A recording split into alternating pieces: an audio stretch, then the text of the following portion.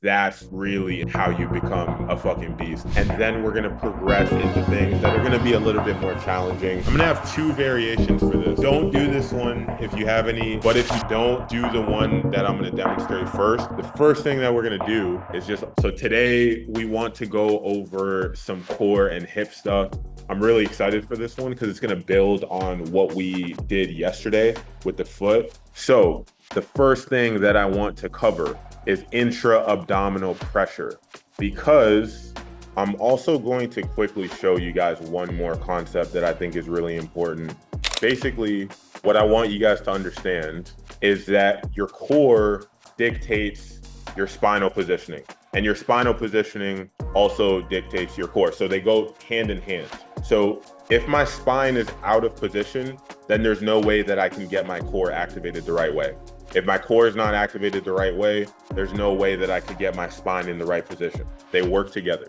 So your spine, the main things to understand are the base of it. So that's the tailbone that I just drew. The low spine that slightly curves inwards, and then the thoracic spine that slightly curves outwards. And then you got cervical spine, neck, and you got somebody's head right here. Okay, so this is the tailbone here. You want to make sure with your movements, with your positioning, that you have this little dip in your core here, this low back curvature. And then you also want this upper back outwardly curved. What I see a lot of times when people do, like a dead bug or any other kind of core exercise, like a sit-up, their lower spine will actually be pushed outwards. And then as a result, they can't really have much curve in the upper spine. So they're actually pushed outwards and inwards. This concept of core pressure that we were talking about is going to allow you to pull this whole entire waistline inwards to make it really skinny.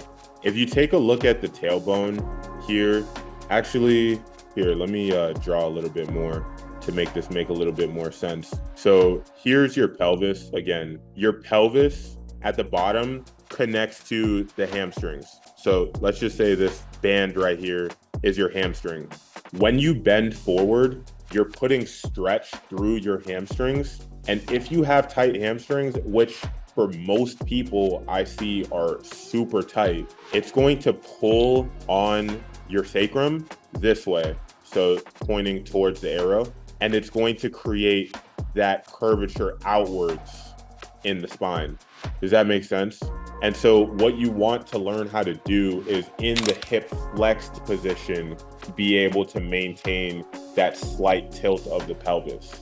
So that's what we're looking for. Now, when you're standing, that's another story. You might want to bias more towards a posterior tilt slightly, but I think most of the times you don't really have to do too much, especially when you just think about the spine, how that should be positioned while you're standing. And then typically the hips will kind of just fall into place. But when you get into that actual hip hinge position, which we'll practice a little bit today, then it's going to be a little bit more important for you to notice where your pelvis is tilted because of how the hamstrings might want to pull on that sacrum downwards and get the low back compromised. All right. So for those of you that can move, we're going to do a series of movements that's going to start off with more focus on just simply bringing awareness to your spine. And then we're going to progress into things that are going to be a little bit more challenging, get into some iso holds like yesterday, really get the hips working, get everything firing together, learn how to coordinate the core and those sensations that we were talking about in terms of pressurizing and creating that expansion with how your hips are going to activate and function as well.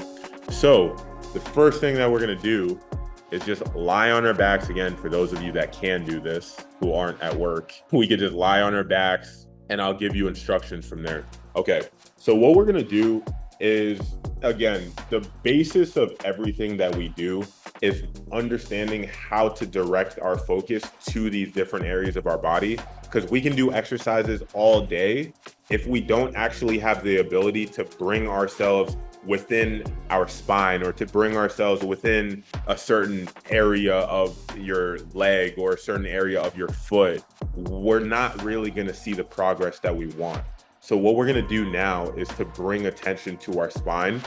And I want you guys to lay down on your backs and literally vertebrae by vertebrae, starting from your tailbone, just feel that area of your spine for a few seconds. Like, just bring yourself into it. And again, the same way that you would with bicep curl. And Ben, you don't even have to lay down to do this. You could just sit down at your desk and really focus on this. You could do it sitting, standing, laying down, whatever's best for you guys. I usually like laying down for stuff like this, but just bring awareness starting at the base of your spine, and you're gonna slowly move up.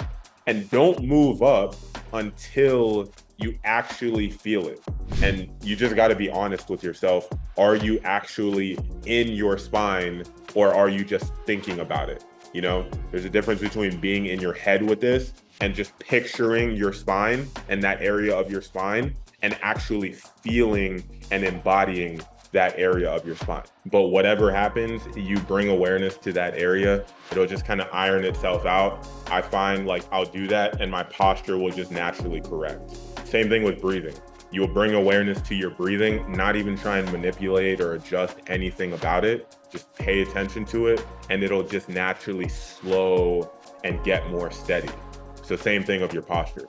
Just your spine will just perk up into the right positions when you just become aware. And it's, I guess if I had to explain with a hunch or hypothesize about it, it would just be that your body has the intelligence to position yourself perfectly. But when we try and divert that intelligence to the mind, that's only a limited scope of what actually is. Your body is going to have the true intelligence that it needs to just be able to position itself, move the right way, perform the right actions in whatever context athletically, right? So when we can tap into our body by doing what we're doing right now, and then progressing that up into more and more athletic movements, more and more complex dynamic movements, then that's really, in my opinion, how you become a fucking beast, basically. Okay, next exercise. So we're going to get into an all fours position. So you're gonna get on your hands and your knees.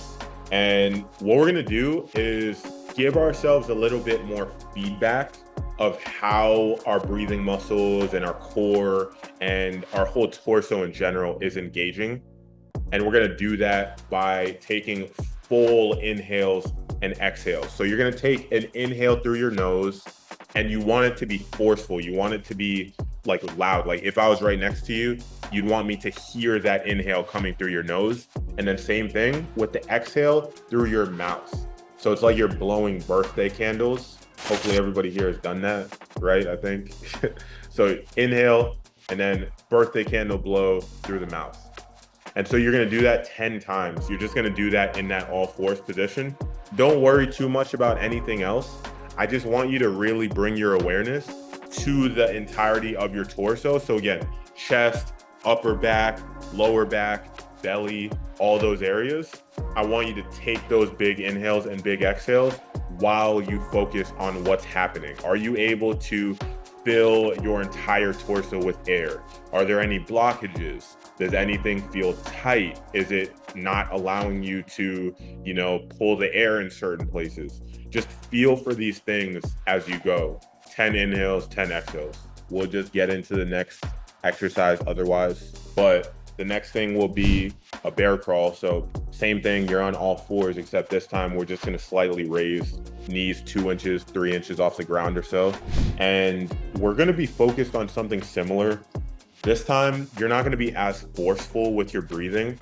You're just gonna go through the nose only, and you're still going to focus on that expansion and contraction of your entire torso. So just bring awareness to what happens, to the sensations throughout your entire torso. And you're just going to make sure that you're just focusing on your torso as you breathe. So inhale in, exhale out, still full inhales and exhales, but just don't make them as forceful as before.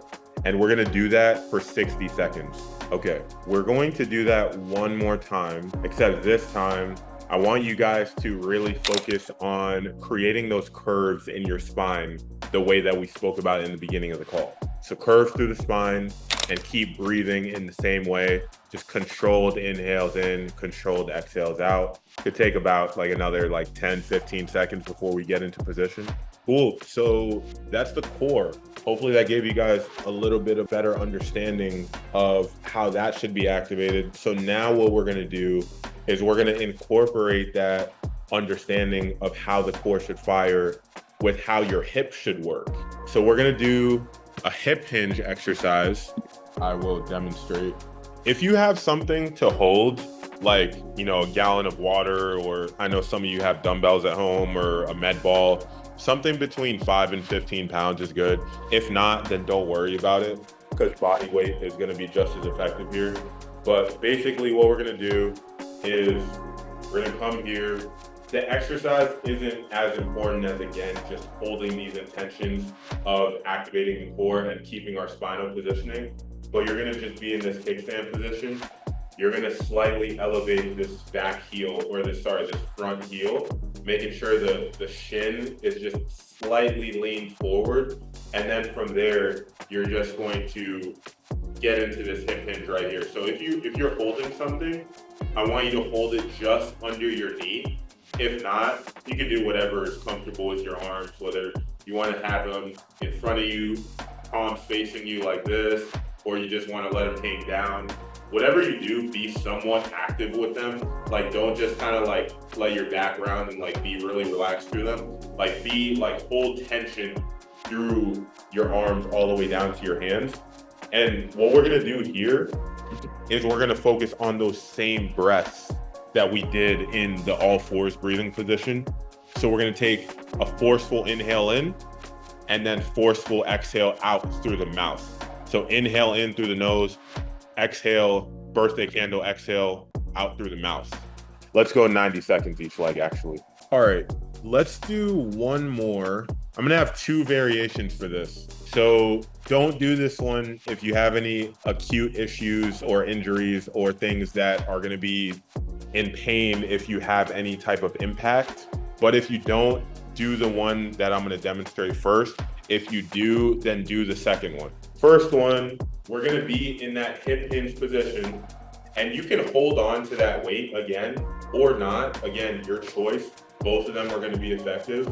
But you're gonna get into that same hip hinge position, floating that heel, keeping that shin forward, making sure that my torso isn't up here, right? I'm really leaning, sitting back into my hips. And all you're gonna do from here is just hop. I'm literally just hopping in place. Just real small, mini little hops, keeping everything in the same position.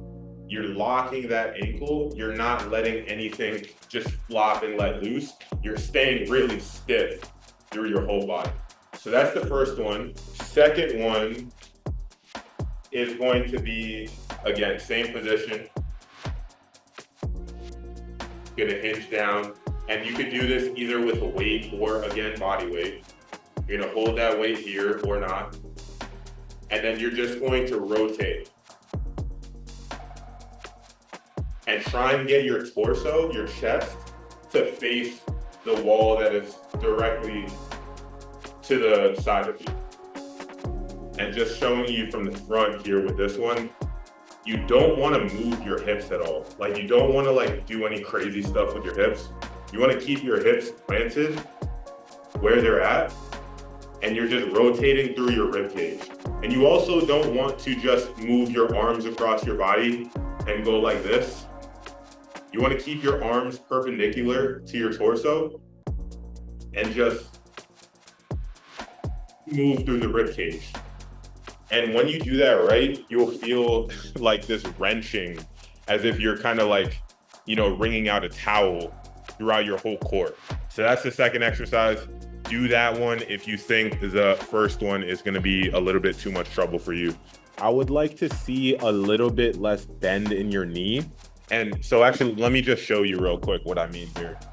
So right now, you're a little bit more on the squatted side, I want you to basically unbend your knee and lift your hip. So you're going from here to here. And then if you could just drop your chest down a little bit more by moving through your hips, then that'll be perfect. I think that's it for movement for today. And yeah, we'll keep on rolling tomorrow.